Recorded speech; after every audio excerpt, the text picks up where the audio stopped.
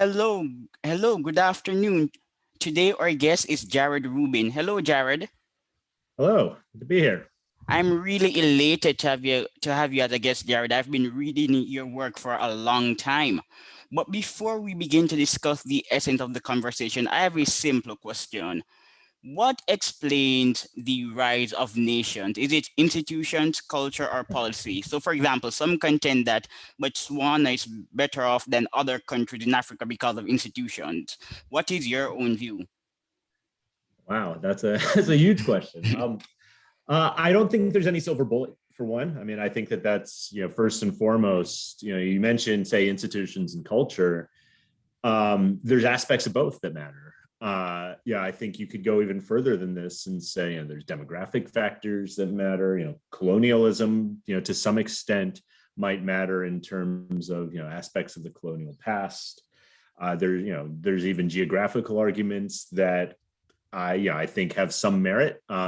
My own view is that institutions are one of the primary driving forces, but you can't really kind of take institutions separate from culture either.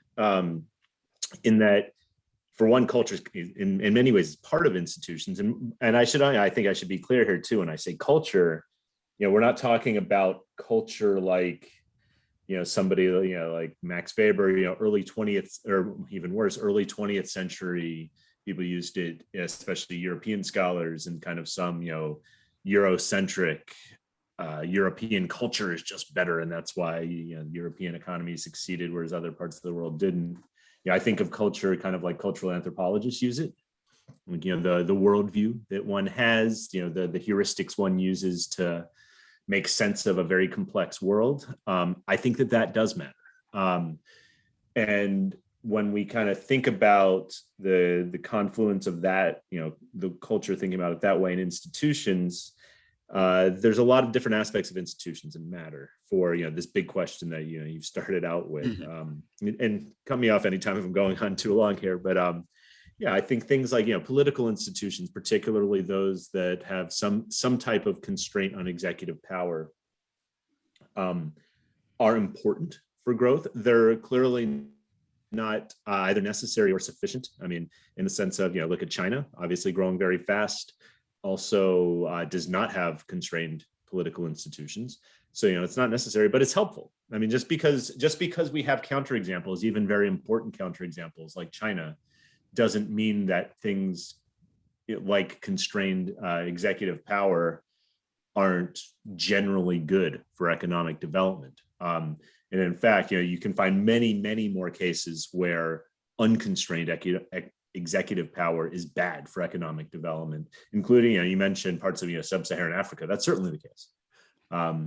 That at least part of the reason why development paths have differed in parts of sub-Saharan Africa is the type of constraints placed on executive power, and which of course we can dig into why that might be the case, why they differ, why so many places in not just sub-Saharan Africa but in large parts of the developing world don't have many constraints on executive power. A lot of it does have to do with colonial past or other features of the past. So this is kind of a long-winded way, I guess, to start this out.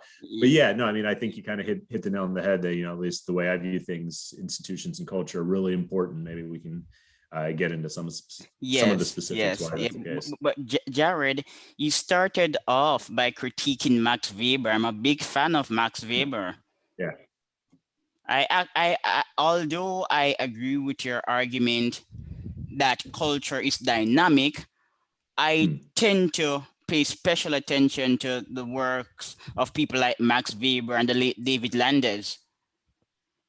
Western culture is in fact different from other cultures. So we'll discuss this later on when we start to talk about your paper on the political economy of mass printing. But historically, whenever the West was confronted with superior ideas, Westerners changed. So for example, during the medieval ages, the medieval scholastics started to read Ibn Rushd and Ibn Sina. Many of them actually repudiated older works that were produced by the Western Christian tradition. So in terms of openness to ideas, I would say that the West has an edge. But back to your argument about institutions and constraints, the, Africa, for example, Africa's geography is an impediment to growth. It has a unique disease burden and a lack of navigable rivers. But some innovative scholars are noting that there is a relationship between pre-colonial institutions in Africa and modern development. One writer, Maisland, he wrote a piece for a journal published by Cambridge. He contends that the effects of colonialism are actually disappearing.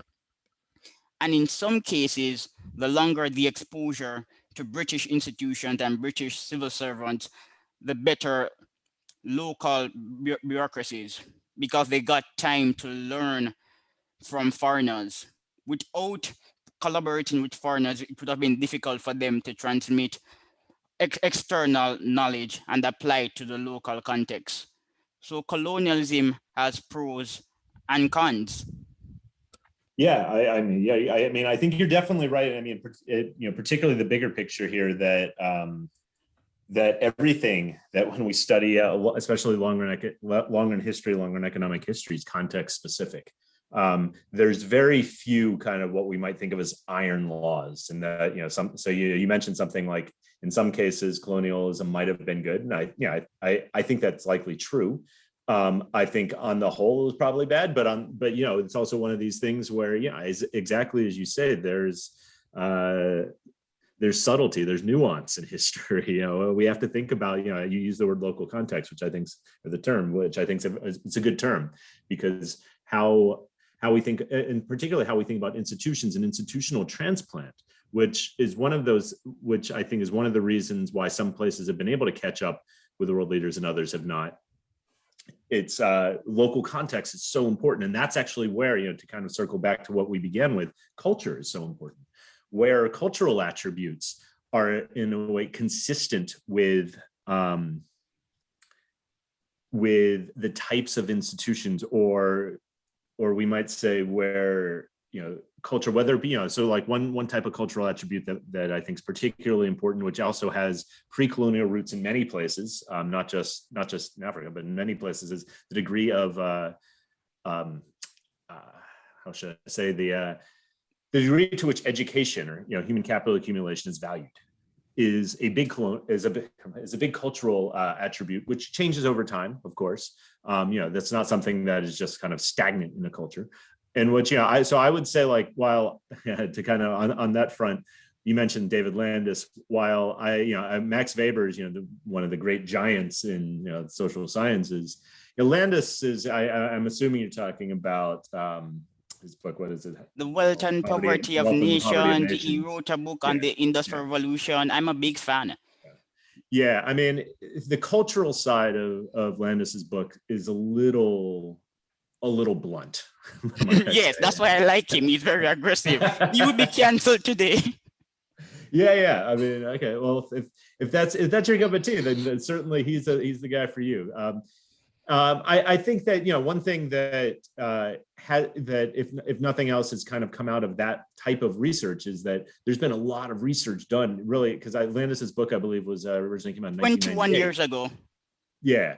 So it's a field that has emerged immensely in that, and I think in part in response to some of the stuff he's done, which is really all you can ask for as a scholar, is that you can inspire more research. Culture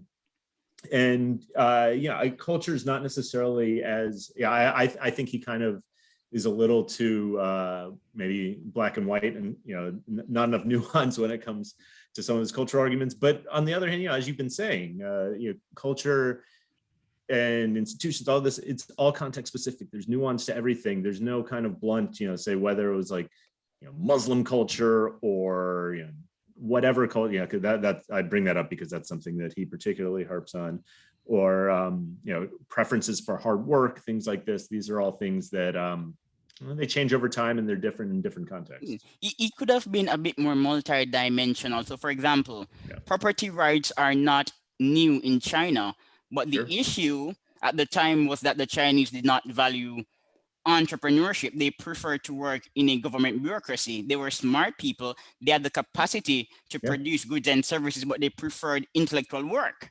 Yeah.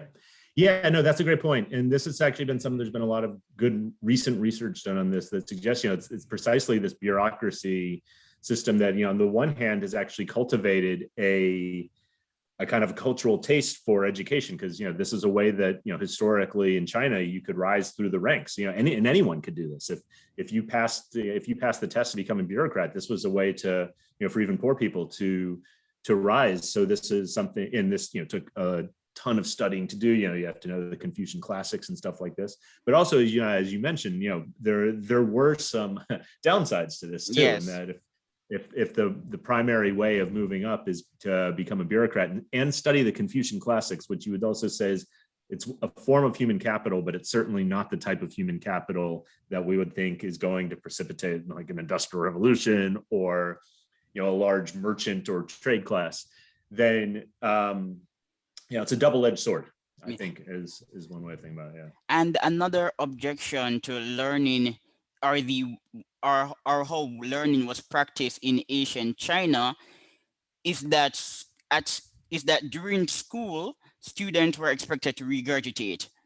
Yeah. Whereas in Europe, we are familiar with the yes and no method. So even if you are very, very brilliant, you got better grades by regurgitating Chinese history. So it did not facilitate innovation, and also China did not create independent universities like Europeans. So in Europe, a university was independent of the church and state, whereas in China, it was a part of the bureaucracy. Right. Yeah. Yeah. No, I mean, that's right. And I mean, I think, you can make a similar broad argument for the Middle East, which is where a lot of my research. Yes, we're getting to your research. Yeah, quickly. Yeah, sure. No, and that so you already mentioned the scholastics interest in old Middle Eastern writers, Islamic writers. That was a part of the world that for a long time had higher human capital for sure, certainly than Europe, but also the types of places like universities that eventually arise in Europe, places of higher learning, don't end up really existing in any meaningful way in Middle East, especially after you kind of have the rise of madrasas and other places where it's a type of learning that you were just talking about with respect to China, where it's largely there's a lot of memorization, a lot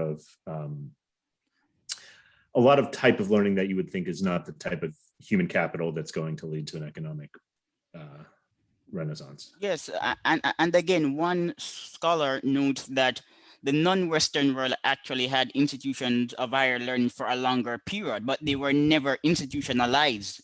They didn't become autonomous. They depended on patrons. So Europeans formalized learning, and that gave them an edge. And there's another fascinating point, and I think you may appreciate it. Carlos Cipolla is actually right. There's a big correlation between clocks and economic growth. About a year or two ago, younger researchers confirmed this thesis that when Europeans started to measure time, certain regions actually grew in wealth. Yeah, that's right. That's right. Are you talking about the paper by Berner and Severini? I read it on voxeus.org. I don't remember the names of the people who produced it. Yeah. So they're actually co-authors of mine on a paper where we do something kind of similar with other stuff. But they found really interesting stuff, kind of connecting clocks to economic growth. And we might think of there being a variety of reasons why that might be the case. But I mean, it kind of goes broader into this. Even well before industrialization, clocks are kind of one of the two great medieval technologies, along with the printing press of Europe. Even well before industrialization, you start getting a growth in European inventiveness and the and spread of kind of key technologies that eventually, where they are adopted and especially at high rates, really do those places really do become much better off. There's been a lot of research recently suggesting all of this. And another understudied topic in economics always growing is the role of trust. So for example, Britain was a society that was abundant in trust and social capital, Mhm. the coffee house culture, and as a result, it was easier for people to network and share ideas. Hmm. So there's a book on the topic, but I think economists should pay deeper attention to that issue. But Sure. Yeah. we have discussed enough. If we continue, we can talk about culture forever. It's a really interesting topic. Yeah, it But really now is. we're going to talk about the Middle East. Okay. For a long time, Western Europe was a laggard. But by the 19th century, Europe became a major political and economic power.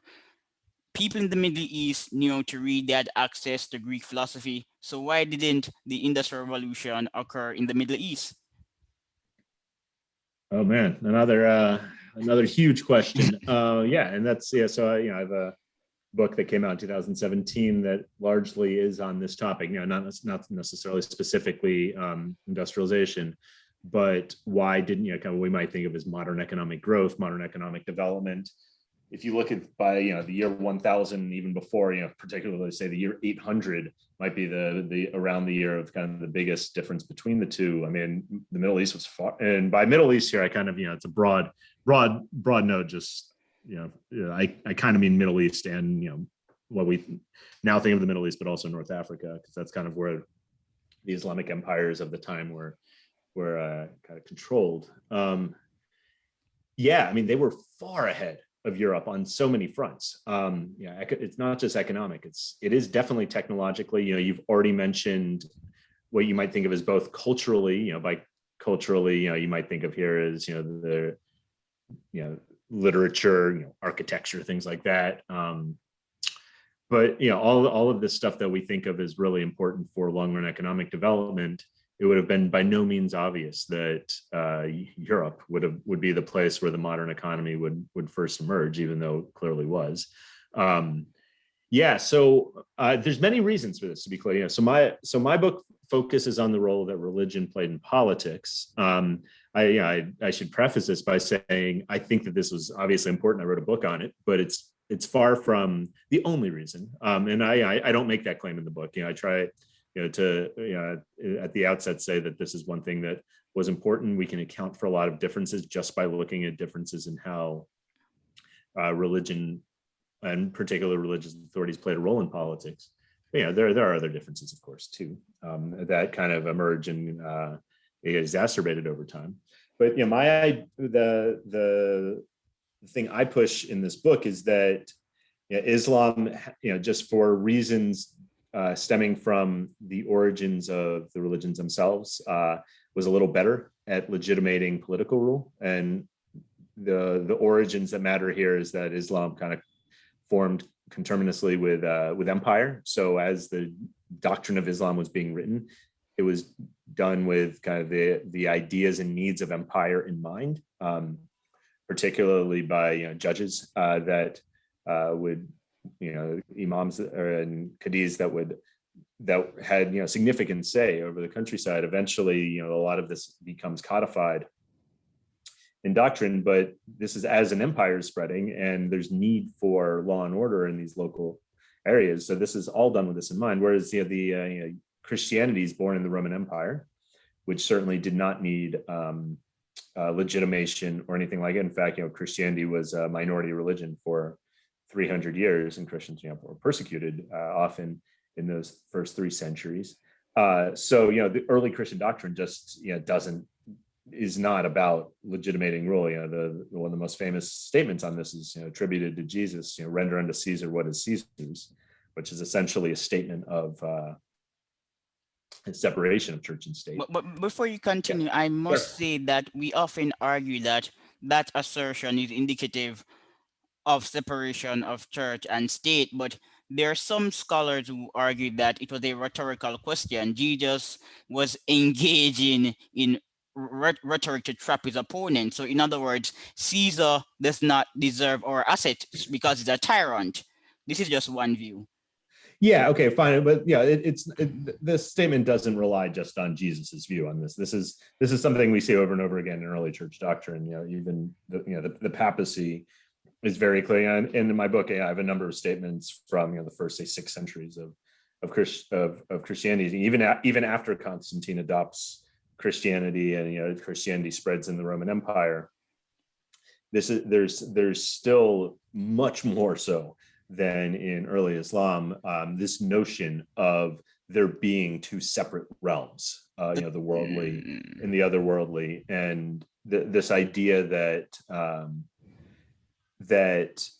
while so eventually, of course, in the medieval period and even before, we're not before, but starting under the Carolingians, the church really becomes used in the West, at least, as a means for legitimation, even a little earlier in the East, in the Eastern Roman Empire.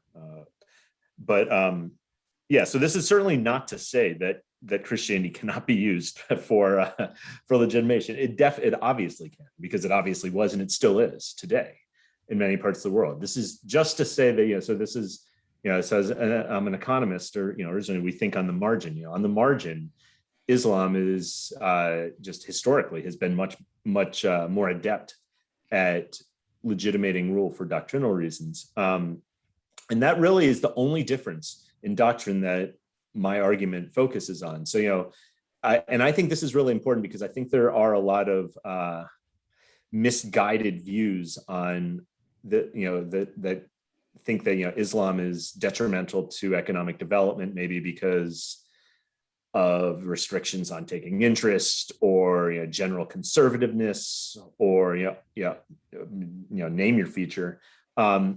Those the history of religion, both Islam and Christianity, particularly Western Abrahamic religions, tends to be one of change. If something, and this is one thing the book also goes through, religions can change. So to the extent that you might think it's something inherent about Islam or Christianity, and as I say, maybe besides the role that authorities play in politics, I think the bar of the argument is just much higher. It's really hard to make that case, because there's also, as I started by discussing this, the Islamic world was far ahead of Europe for quite some time. I mean, you could say at least the first 4 centuries, probably the first 6 centuries after the spread of Islam, the Islamic world was decently ahead of Europe. So, an argument based on just something fundamental to Islam is, I think, dubious. It's silly. Yeah, it's incorrect, I think, on just on. It's an inept argument. You can be blunt. Yeah. Okay, I'll be blunt then. Yeah, it's a silly argument. But this doesn't mean that. So one thing I say in the book, though, is just because that argument is wrong on its face, doesn't mean that Islam might not have, or Christianity played some role in economic development, but we might need to be more nuanced in how we think about it. It's probably not just purely doctrine. One thing that I view more broadly as mattering, not even independent of the role religion plays, is politics, and the role that rulers can really, because historically rulers mainly played a role in politics by, played a role in economic development by suppressing it, or by not allowing it to flourish. Whether that be via, and often it was via, poor property right provision, or it could be via, just general suppression of rights, not just property rights, or creating extractive institutions or monopolies. Exactly. Yeah, exactly. And the extractive institutions are the norm in history. Yes, it's very the state is naturally extractive. The state thrives on power. Yeah, exactly. And this is something that has really only been solved, and not even fully solved by any means, but mitigated to a decent degree in the last couple of centuries. So the question is, if we think of that as important, how do we get there is a question. How do we get there to by there I mean a place where the state becomes less extractive? And this is why the book really pushes on religion, not because religion and religious authorities even inherently desire extractive institutions, especially on the economic front. It's more so that they don't benefit as much from the type of political institutions that do secure property rights that do maybe invest in large scale public goods that have historically been important, particularly transport networks and stuff like that for economic development. So when we think about, and the way I frame it in the book is say, you can think about politics as a bargaining game between rulers and those that support them in one way, shape, or form. And the two ways that I think, if you boil it down, that individuals or groups can support rulers, it's either through coercion. They can either have the butt of the gun or the steel of the sword up against people, or it's through legitimacy. And by that I just mean there's a lot of ways you can think about what makes a ruler legitimate. You can think about legitimacy as if I view a ruler as legitimate, if I believe that they have the right to rule. And there are many reasons why I might think a ruler has the right to rule. And more to the point, there are people in society that can really foster that belief. Religious authorities are definitely one of them historically. And this is true of Islam, Christianity, and elsewhere. Right? In most places where there is religion, that's been one of the key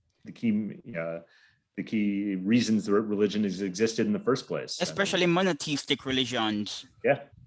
Yeah, I mean, frankly, though, even polytheistic religions, if you look at the ancient Egyptians, I mean, these were, this was, clearly a polytheistic religion, but it was also more or less a religion based on on supporting rule. But you're right. Monotheistic religions actually tend to be better at this, though, because it's just one God. It's some more lies in religion. So, for example, prior to Islam, the Arabs were just traders who weren't particularly settled in any one location. Yeah, that's a good point. That's a fair point. I think all of this is right. And then the way I think about it then is that this gives because of this religious authorities have a lot of power in society, and it's even more so where religious legitimacy is effective. So, what that means is that when we're thinking about, well, who is a ruler going to negotiate with? Who are they going to bargain with to stay in power? Religious authorities, especially in Western societies, and by Western I mean kind of Western Eurasian here now. So both Islamic and Christian societies are going to bargain with religious authorities. They're probably going to give an even greater seat at the bargaining table in Islam, though, because they're a little more effective. And one thing the book does is it kind of maps out that over time, what this meant is that you kind of have this kind of reinforcing process in the Islamic world where, despite the fact, even when you have things that are economically inhibitive come up that might be desired by religious authorities or not, or they just don't care about them one way or the other, rulers are going to be much less likely to negotiate with other aspects of society, particularly people like merchants or people that have interest in commercial endeavors. Whereas in Europe, ultimately, what ends up happening is those very people end up getting a seat at the political bargaining table, mainly through parliaments. And what ends up happening there is that when they have the seat at the political bargaining table, not out of any general interest, but out of their own self-interest, they end up bargaining for things that benefit themselves, which just so happen to be things, at least, the big things they want typically are things that are also benefit, economic growth as a whole. So stuff like protection of property rights or investment in, these are the two things I go to in the book because they're the first two things that often come up, but it's protection of property rights and investment in large scale public goods, particularly like transport infrastructure networks, both of which are very important, have been shown over and over and over again to being very important for economic development. So what the book kind of traces out then, and what I argue is that these are two things that kind of slowly diverged over time as you start to see different groups have more and more influence at the political bargaining table. Exactly. So, Jared? Yes. Yes. So essentially, you're arguing that the West propelled forward because there was a decoupling of religion from politics and economy and economy. Yes. This is quite compelling. So, for example, Western Europeans discovered Roman law and it was also refined, and the Romans were pro freedom and tolerant to foreigners. So the medieval church arguing that God created us, and because we're made in the image of God, we're all equal, was able to create a synthesis between secular law and religious law. So for example, the rule of law originated in the West. And in the West, there is the presumption of reason in Christianity. Saint Augustine tells us about the temporal realm and the spiritual realm, whereas Islam did not develop like that. Christianity was always in conflict with the non-Christian world. So Christians had an incentive to develop a political philosophy that was counter to the state and its precepts, whereas the reverse was true for Islam. The Arabs were not settled traders and they did not need to defend their philosophy as strongly as Christians. Yeah, At, yeah. Keep on going. Yeah, no, I think yeah, that yeah, I think that's a paper you could write. I'm making a suggestion. Yeah. This is what I do. Yeah. I write articles and reviews, and then Yeah. I send emails to people like yourself to produce bigger articles in journals. Yeah. No. If I were to write an article for a journal, it would not be a mainstream one. I won't tell the name of the journal I'm planning to pitch to. But Yeah. Timur Kuran, he wrote a Yeah. book, The Long Yeah. Divergence, How Islamic Law Held Back the Middle East.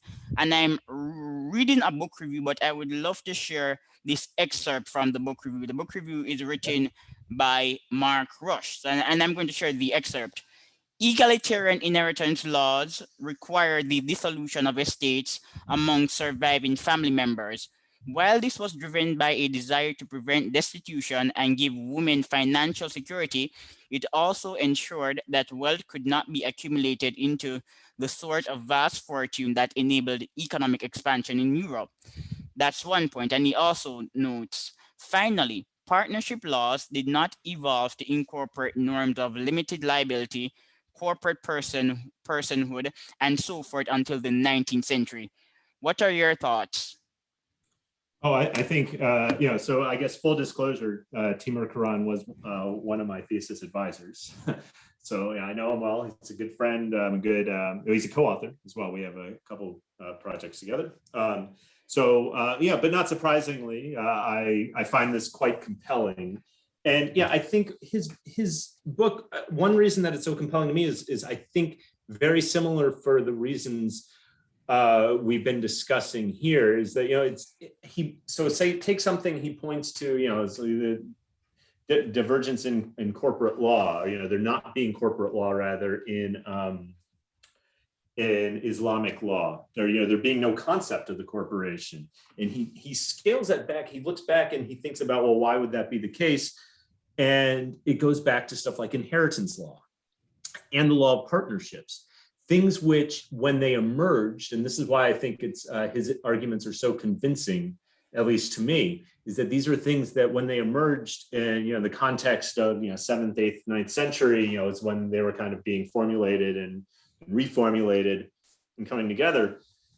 They served a certain purpose. So, in fact, the inheritance law, for instance, is relatively egalitarian in Islam, and by relatively I mean relative to the time that it was formed, in that women get half of what men get. So if there's just one woman and one man, the woman would get 1/3, the man 2/3. Now, that doesn't necessarily seem fair to a modern observer, but at the time, relative to Europe, women often would barely get anything.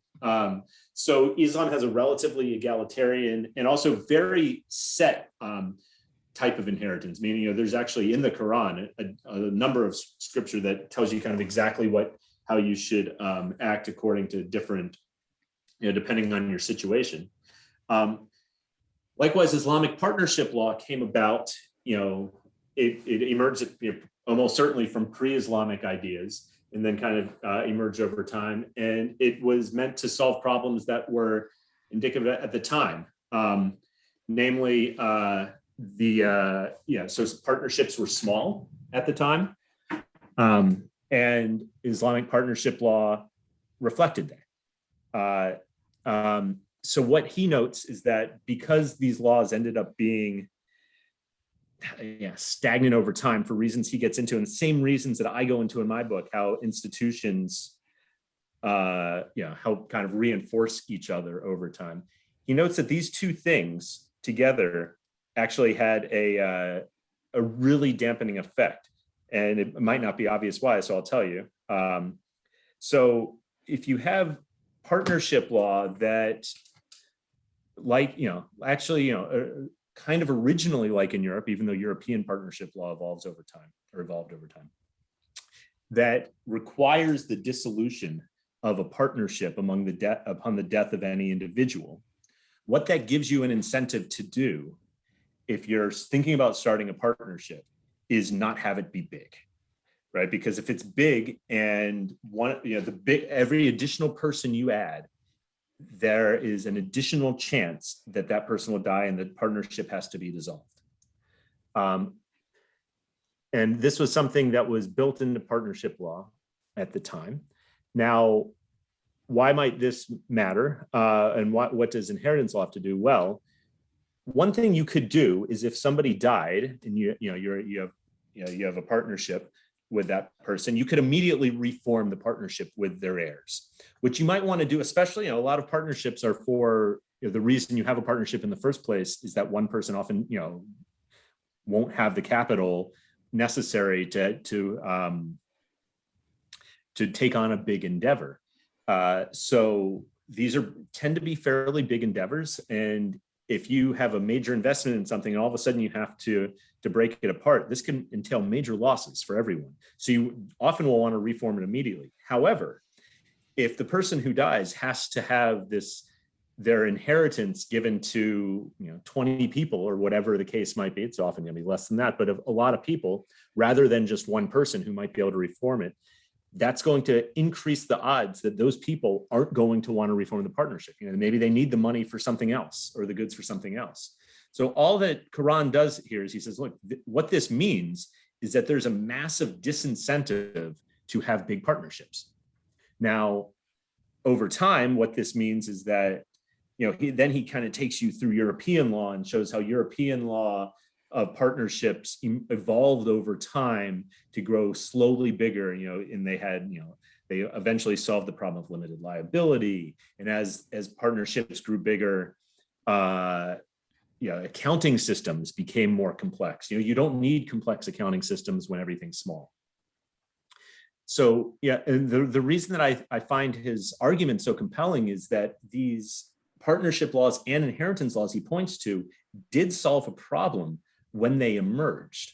The problem is that because of the role that Islamic jurisprudence played, particularly in business law and laws of really all types of commercial activity, there's a huge disincentive to change it that much, meaning that over time you get kind of a real dampening of activity and a real dampening of change.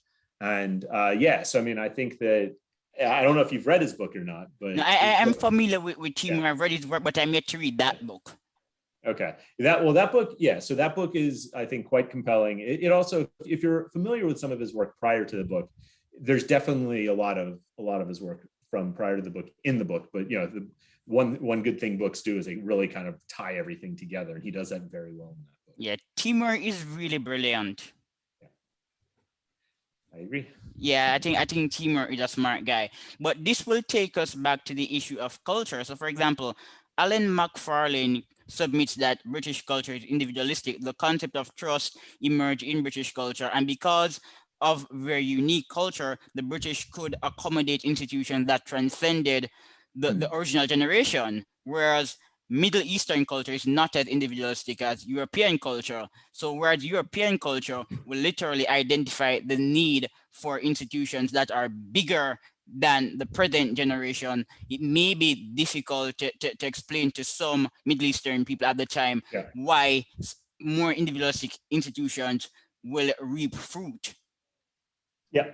So I agree with this too. And this is kind of what I was saying at the beginning, that my explanations, one reason that, my explanation being the role of religion in politics. I certainly think this kind of individualistic versus maybe you might call it collectivist or however you want to frame it, um, cultural attributes really matter as well. There's been a number of good works on this. So one of my advisors, my primary advisor is Avner Greif. Yeah, I love reading him. Yeah. He's really smart too. Yeah, and he's worked on this as well. He's a very well-known paper, and this is also part of his 2006 book. He did a famous paper in 1994, and maybe around 2017, he did a very interesting paper published by Cambridge, and he talks about cognitive rule. So Bacon and his followers believed that one had the authority to transform the environment. That was our God-given right. Right. Yeah. No, this matters, right? Yeah, you definitely would think that this matters for certainly like technological development, things like that. Yeah, no, and I mean, I think that this is a great example, to go back to the individualistic versus collectivist of how culture might really play a role in, on the one hand, either encouraging or dampening economic development, but also how it plays a role in institutional development. Greif's argument, which I think has stood the test of time, is very nice, is that collectivist cultures actually have an advantage over individualistic ones in that they provide a much bigger group of people that you can either, on the one hand, go to in case of for social insurance, things like that. On the other hand, they also provide a larger group that you could trade with, because when we're talking about something like a clan or something, and he's done a lot of work recently, especially with Guido Tabellini, on comparing general bifurcation of cities, something like that.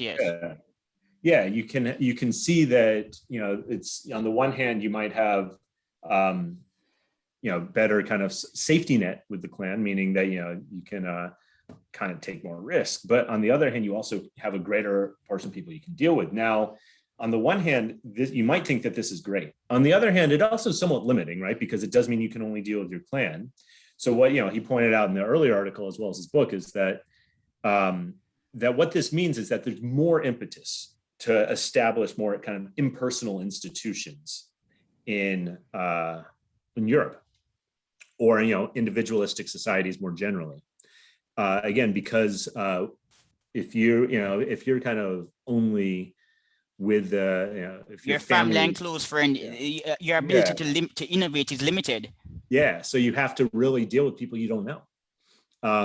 Now, again, this doesn't come out of the ether. This is something that took centuries for societies to develop. And while they were before such types of institutions really were developed, and they came about, really first in Europe, at least, after the fall of Rome. After the fall of Rome, it took 6-7 centuries, for commerce to really revive in such an impersonal way. But yeah, once this is solved, on the other hand, now you have a much larger group of people that you can engage with in commerce. So again, and this is very similar to what we were just talking about with the Quran argument, Timur Quran's argument, in that, and one reason I find both so compelling is that they both look at things that were responses to economic environments at one point in time, and in fact might have been more beneficial to the part of the world that's now behind at that point in time.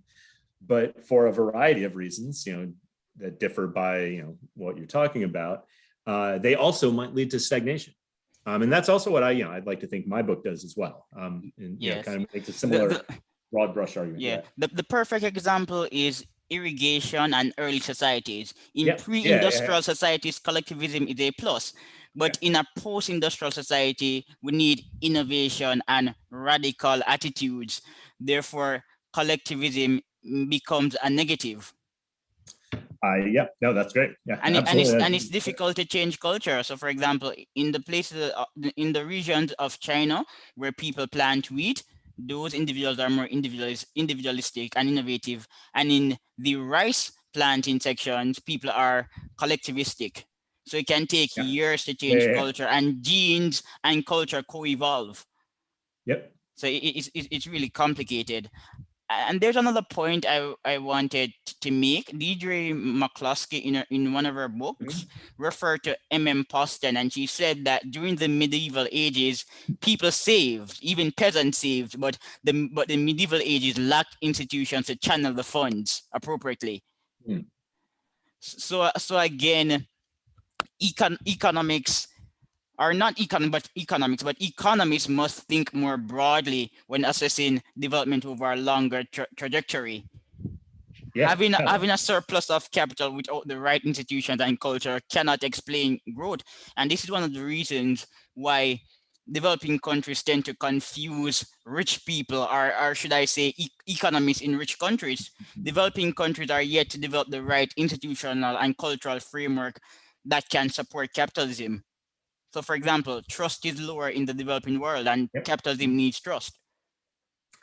Yeah, no, and I mean, this is definitely one of those cultural impediments too. That I mean, I think trust is probably first and foremost among them, and particularly kind of interpersonal or outgroup trust. That depending on what this the social psychologists call it, that is a huge impediment to all types of development.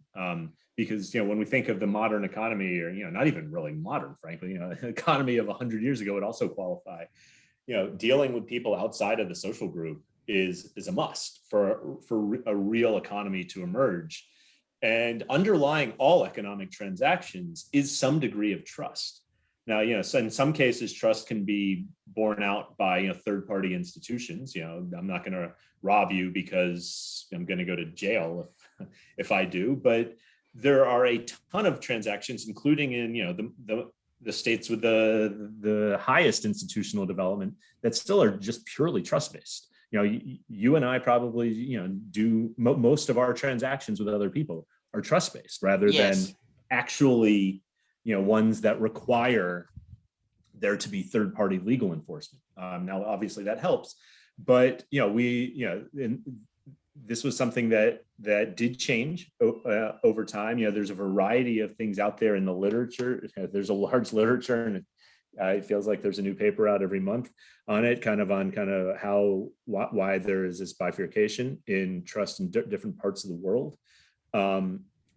Individualistic, this dichotomy between individualistic and collective societies is definitely one of the leading, and I think it's a pretty convincing, again, one reason. I don't think, and I should say this, I don't think there's one reason, just like what we were talking about at the very beginning, I don't think there's one answer. This is it's multifaceted. Yeah. History almost never has one answer, right? And that's one of the great reasons to study it. So for example, we're talking about the family and in-group trust, but on the flip side, traditional leaders can prevent the transmission of new ideas. So there is always a pro and a con. That's right. Exactly right. So, originally I really wanted to talk about your book, and we accomplished that goal. And there's another article, The Political Economy of Mass Printing. But I tell you, culture is so interesting, and every day, literally, there's a new paper. So there's a school of thought teaching that Europeans are individualistic because of the family structure. Right. In the nuclear family, we're encouraged to study, work hard, and eventually migrate. And also in the nuclear family, servants are usually foreigners, so we develop trust and the ability to respect people who are different. So because of genetics and cultural evolution, individualism was selected for in the Western ecology. I think that's another paper you could touch on. So for example, the European marriage pattern. Europeans weren't marrying as early as other groups, so they could save more money and teach children. And because families were smaller, they invested in the quality of the offspring and not the quantity. But at some other point in time, we can discuss these issues. Now I want to deal with the real matter. But before we do so, I must share this quote with you. I need your opinion. Okay. It was produced by Ibrahim Mutiferika, a diplomat, Uh-huh. why do the Christian nations, which were so weak in the past compared with Muslim nations, begin to dominate so many lands in modern times and even defeat the once victorious Ottoman Empire armies because they have laws and rules invented by reason, and he's a Muslim. Hmm. Hmm. Yeah, yeah. I Yeah, want your take. I mean, yeah, I probably wouldn't use those words, but I think that to the degree that he is getting at the idea that laws over time in many different European polities, as as we talked about before, became more and more disassociated with religious precepts and more kind of responsive in some way, shape, or form to something that was going on in the world. I think that that definitely mattered. And that's kind of at the heart of my book. And frankly, that this is something that, as an economist, I described this as an equilibrium. This was an equilibrium that had emerged in not just not just the Ottoman Empire, but different parts of the Muslim world, where re- reinterpretation of laws, reinterpretation of doctrine did not happen that often. It did happen, but not as often as would be demanded by outside economic influences, or really social or political influences that. So to the degree that you might, you want to describe that as being rational in Europe. I mean, I don't even know I necessarily go that far, because there are many things that go into laws, a lot of which are just kind of self-serving to whoever's in power. But that said, they ended up, more often than not, reflecting some type of desire that was, whether it be economic or political, that was more relevant to the modern day than at the time of your quote, than what was happening in the Muslim world until later on, when you start to get really major reforms. Yeah, the standard argument posited by defenders of the superiority of Western civilization is that in Christianity, the concept of time is linear. So time cannot revert to an earlier cycle. It Yeah. is either progressive or regressive. There's also the position that God is the source of reason and he expects us to use the mind to solve problems in the natural world. And the last concept is that reason is separated from revelation in the Christian intellectual tradition. So these are the arguments frequently invoked by defenders of Christianity and the West to opine that Western civilization is superior when measured by Hmm. rationality. Hmm. Yeah. I've read Yeah. I've read some interesting books on the topic. I won't get into Yeah. these Yeah. matters though. But Yeah. no, we're going to talk about your piece, Okay. the political economy of mass printing. Okay. Your response to Eurocentric historians. Yeah, I mean, in a sense, this isn't, yeah, I don't I don't necessarily even think it necessarily contradicts some of the stuff that they would have said. So yeah, just as an aside, if anyone that's listening is familiar with my book, this was a paper that came out in 2012, Yeah. with two co-authors at University of Connecticut, Matt Dingelskill and Thomas Maselli. It will also eventually, the arguments kind of made its way into my book on printing. And the idea there was what we've already been talking about, in the sense of it looks at the role of religious authorities in politics, and it tries to understand why the Ottomans delayed printing for about 250 years. Now, there's a lot of reasons why this might have been the case, and there's been kind of, actually, in the Twitter sphere recently, there's been some kind of interesting back and forth, suggesting multiple reasons. And I don't think there's one reason that necessarily dominates the other, but I do think that what we pointed to is really salient, in that in both Christianity and Islam, the printing press did pose a threat to religious authorities, in that what it allowed to, and in two ways. One is that in both religions, it would have allowed for the spread of dissent. Now, this was a problem for the Western Church for sure, because by the time of the printing press is invented, at least, Gutenberg's press is invented, I should say, this is something that had emerged in China before, but was never really widely used. Gutenberg invents his press in about 1450 or so. The church was quite corrupt. There had been, a couple centuries of dissent, mainly from within the church. So the church was kind of ripe for massive revolt against itself. Whereas in the broader Islamic world, there is no centralized church. Islam, especially Sunni Islam, at least, is a much more decentralized religion. But one thing that the Islamic religious authorities had, not just say in the Ottoman Empire, but across the Islamic world, was a monopoly over kind of intellectual production, particularly interpretation of Holy Scripture. This is something that would have been threatened by the press because it would have made access to works much more widespread and much more inexpensive. So over the prior centuries, prior to the late 15th century, Islamic religious authorities had set up increasing barriers to entry to get into being part of the religious elite. You'd have to travel a lot to different teachers to recite interpretations of different holy texts. These were things that took years and years and years of study. So this was just not something anyone could do. Again, this was something that the press did threaten to undermine. So there was reason in both areas, both Europe and the Middle East, for religious authorities to be against the spread of printing. What that paper argues is that, for precisely what the reasons we said before, we were talking about earlier in this talk, that religious legitimacy was more effective in the Middle East, more generally Islamic societies, is that, when we think about, well, religious authorities would want this press banned, they can't actually do that themselves. Religious authorities tend to not really have coercive power. Now, there are some exceptions here and there, but for the most part, they do not.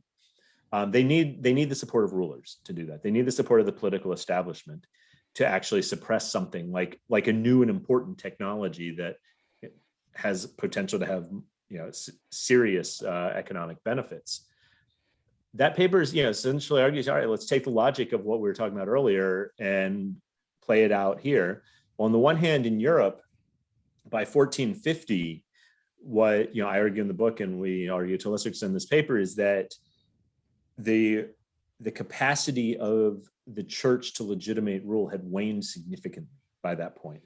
By 1450, you had universities were a source of at least intellectual legitimacy, which is what prior to universities the church had provided, and universities also provided a steady stream of bureaucrats and other learned people, not just people associated with the church.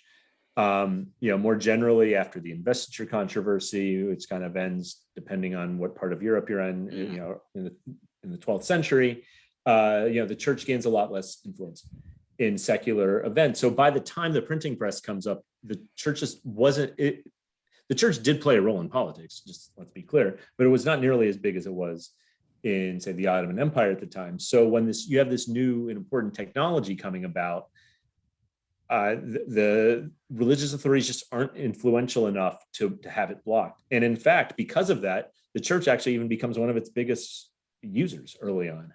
On the other hand, in the Middle East, that's not the case. Particularly, we're talking about the Ottoman Empire here, because 1453, 3 years after Gutenberg kind of starts unveiling his press, the Ottomans conquered Constantinople, and Istanbul. This is where you start to really get a real rise of Ottoman power in the region here, and the Ottomans in particular are very concerned with burnishing the religious credentials, even more so than previous rulers of the region had been, and primarily because not only did they have no bloodlines to the Prophet Muhammad, which historically had been one of kind of a key legitimating a way to legitimate rule. They didn't Yeah, even speak Arabic. yeah. In other words, Yeah, political leaders rely on the church or religious yeah, institution for yes, legitimacy, and I think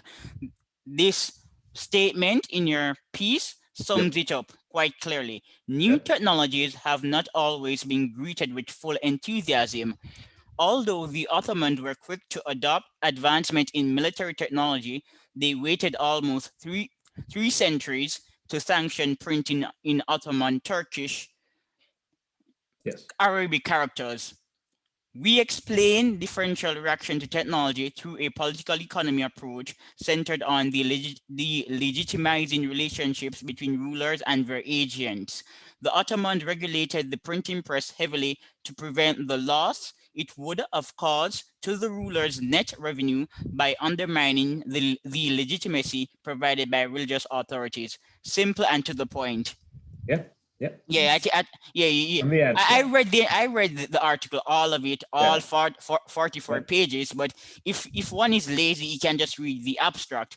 But before we, yeah, yeah, the abstract is quite yeah. lucid. But before Good. we wrap up, Jared, Yeah. a quick point. Uh, How did the Protestant Reformation affect growth in the West? And we're looking at democracy and literacy. Yeah.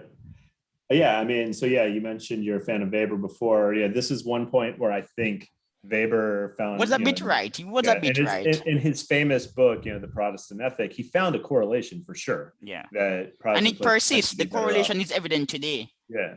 The question is whether it's causal. And you bring up one of the things I think is really key, which is education. So there's a well-known paper in economics by Sasha Becker and Yeah, Ludwig Bakr and Wiseman. Washer. Yeah. Yeah, that connect, in particular, Luther's idea that everyone should read the Bible. And what the early Protestants did was they invested more in education, also for boys and girls in particular. And what they find, I think it's pretty convincing econometric evidence that those places that adopted the Reformation tended to be have much higher human capital, particularly schooling. And they go as far in their article to suggest that actually might even account for all of the differences in outcomes between Protestants and Catholics, at least in the era of Prussia, that they look at. And even if it's not all, it's still likely a fairly significant fraction. So this is one potential. Again, there's the world's a complex place. Everything's multi-causal. I think this is one key area where Protestants that at least are related to economic development, and for that matter, there's been some nice evidence that by particularly Bottacini and Eckstein that Jewish history is also related to literacy capital for similar reasons, or not similar reasons, but it's a similar connection between religious past and human capital accumulation. I think the answer is quite obvious. The Protestant Reformation promoted individualism. If you read the Bible on your own, eventually you'll be inspired to read science on your own and develop your own theories to explain how the world works. And secondly, the Protestant Reformation was a bit democratic. It resulted in inclusive institutions, and these institutions enhanced the quality of growth. After all, during the medieval ages, the Roman Catholic Church was a business, and the monasteries functioned like corporations in a sense. So I don't believe we should argue that the Roman Catholic Church is counter to free market capitalism. Yeah, no, do I. And this is a project I've been working on for about a decade now. Kind of looks at, I think, something similar to what you said, maybe not exactly what you said, namely that one thing, and I mentioned this in my book too, but we really kind of lay it out in the case of England, is that where the Reformation spread, you also get kind of the breaking down of old political structures, in which the church was important, and you get the rise of places like parliaments, which, while not purely inclusive, are much more tend to be much more inclusive and become even more inclusive over time. And it's more that the more and more people are being represented to some degree in politics. And I mean, I think that's consistent with some of the stuff you're saying here. And I think, as we've said now a few times, this stuff is very multi-causal and kind of, if very we can intricate, track out any of very, this, very intricate. Yeah. But Jared? Yes. Yeah. It was a pleasure to speak to you, but unfortunately, we have to end our All conversation. right. But at It was a some pleasure. point, you will be invited to converse with us again. All right. Bye. Sounds great. Bye.